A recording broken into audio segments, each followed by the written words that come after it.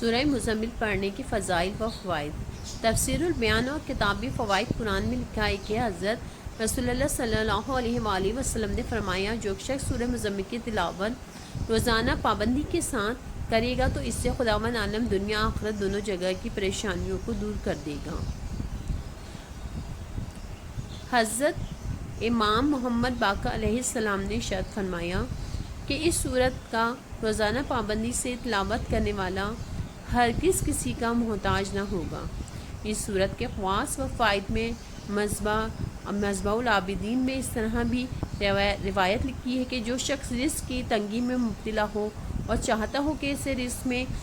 جلدی اور کشائش ہو تو اسے چاہیے کہ وہ نیت دفعہ حضرت بعد نماز عشاء 11 بار سورہ مزمل پڑھ لیا کرے، تو اس کی برکت سے بہت جلد اسے ترقی معیشت حاصل ہوگی۔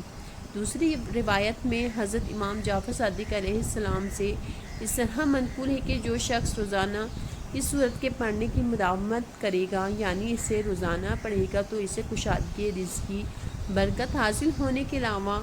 اس کے لیے ایسا بھی ہوگا کہ وہ کسی نہ کسی دن خواب میں حضرت رسول مقبول کو بھی دیکھے گا اور اس وقت جو چاہے ان سے سوال کر کے اپنے مقصد کو حاصل کر سکتا ہے، اور یہ ایک بہت بڑی فضیلت ہے جو اسے حاصل ہوگی۔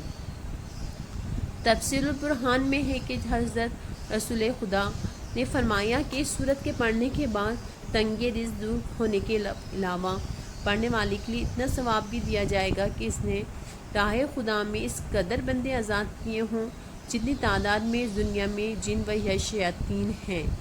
بس جو مومن تنگ رزق میں بہتا ہو تو اسے چاہیے کہ اس سورت کی مداومت سے بھی فائدہ اٹھائے، اس لیے کہ یہ متعدد لوگوں کا مجرب عمل ہے۔